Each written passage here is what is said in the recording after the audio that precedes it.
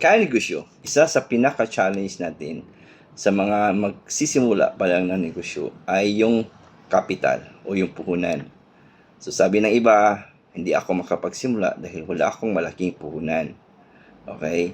So, ang tanong dyan, kailangan ba talaga ng puhunan para makapagsimula ka ng negosyo?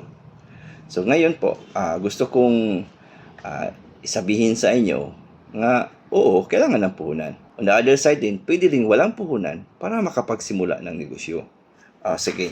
Okay, ito na natin gagawin. Alam nyo po, kanegosyo, mayroon po akong allowance daily. Allowance ko sa work. Yung wife ko nag-allot ng allowance ko para sa pamasahe at sa food allowance.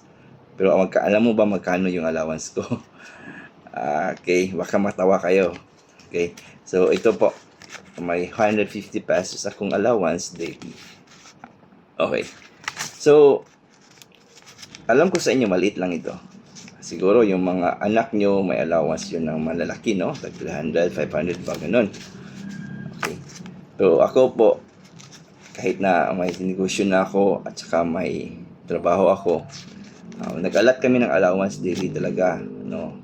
So itong 150, ito yung ginagasta ko araw-araw. Okay, may challenge ako para sa sarili ko. Okay, ngayon, kasi may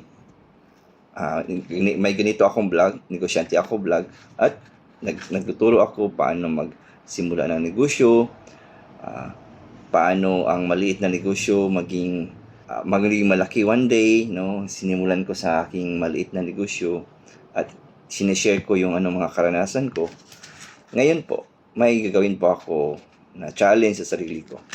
So, mayroon akong 150 pesos ng allowance. 50 lang yung gagastusin ko. Okay? Yung 100 pesos kanegosyo, ito ang gagamitin natin na pang kapital or gagawin kong 100 pesos challenge. Hanap tayo ng mga produkto. Dalawa na yan, produkto or serbisyo. Okay? Magninegosyo tayo out of this 100 pesos. Okay? Every day, hanap ako ng mga produkto gaya na ginawa ko dati. Then, ituturo ko sa inyo paano yung gawin yung produkto na yon at paano nyo yun mapapagkakitaan. Subaybayan nyo ako sa challenge ito at gagawin ko to daily. Okay? For example, gusto kong mamuhunan ng 300 pesos or 500 pesos. Maybe, ipunin ko yung allowance ko. Okay? So, maybe, yung capital ko ngayon, yung produkto natin is, ang capital is 200 or 300. So, 3 days, ipunin ko yung 100. At, yun, may capital na tayo ng 300 pesos. Pero, one of challenge of me is 100 pesos capital. Okay? So, kanegosyo, subaybayan nyo ako. Paano ko to ginawa. But for now, lang natin, magtuturo lang muna ako paano gawin na yung produkto.